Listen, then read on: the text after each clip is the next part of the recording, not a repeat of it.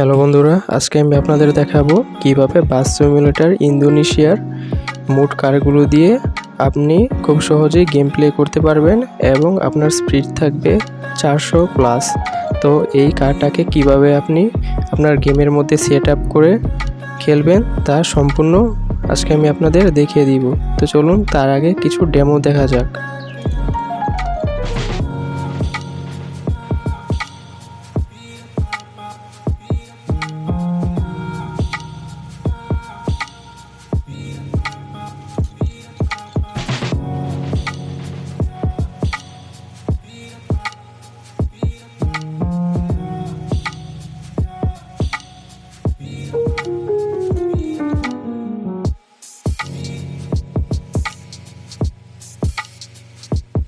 আপনারা দেখতে পাচ্ছেন যে কত স্মুথভাবে গেমটি প্লে হচ্ছে এবং গাড়ির স্পিডটাও অনেক বেশি।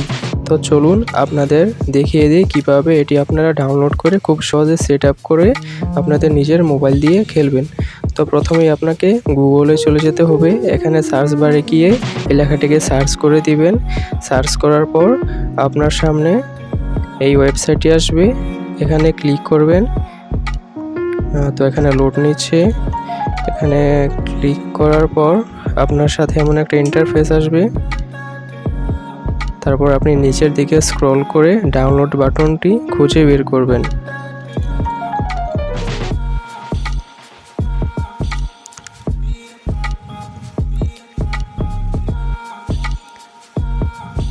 তো এখানে ডাউনলোড বাটনে ক্লিক করলে আপনার হয়তো 2-3টা অ্যাড দেখতে হতে পারে। তো অ্যাডগুলো দেখে আপনি সিম্পলি ব্যাক হয়ে আবার ডাউনলোড অপশনে ক্লিক করলে আপনার ফাইলটি অটোমেটিক ডাউনলোড হয়ে যাবে। এখানে আপনাকে একটা সময় দেওয়া হবে, এই সময়ের ভিতরে আপনি ডাউনলোড অপশনে ক্লিক করে ডাউনলোড করে নেবেন ফাইলটা। দেখতেই পাচ্ছেন ফাইলটি ডাউনলোড হচ্ছে।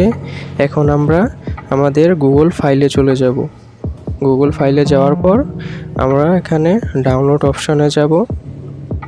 ডাউনলোড অপশনে গিয়ে আমরা অল সিলেক্ট করে দেখতে পাবো প্রথমেই আমাদের ফাইলটি এখানে রয়েছে। এটা সিম্পলি ক্লিক করে এক্সপোর্ট করে দেবেন। এক্সপোর্ট করা হলে এখানে ডান দিয়ে আপনারা গেমে চলে আসবেন। তো এক্সট্রাক্ট করা শেষ। এখন আমরা গেমে চলে যাব এবং এটাকে অ্যাড দিব। তো আপনারা মুডে চলে যাবেন। মুডে যাওয়ার পর ইম্পোর্টে ক্লিক করে ডিভাইস গ্যালারিতে ক্লিক করবেন। এখন আপনি ডাউনলোডসে চলে যাবেন। ডাউনলোডে চলে গিয়ে প্রথমেই আপনার সামনে ফাইলটি চলে আসবে। এখানে ক্লিক করে ফাইলটিকে সিলেক্ট করে দিবেন। তারপরে আপনি অ্যাড অথবা টাকা দিয়ে কার্ডটিকে ইনস্টল করে নেবেন। তো দেখতেই পাচ্ছেন খুব সহজে গাড়িটি ইনস্টল হয়ে গেছে। এখন আপনার গ্যারেজে গিয়ে কারটাকে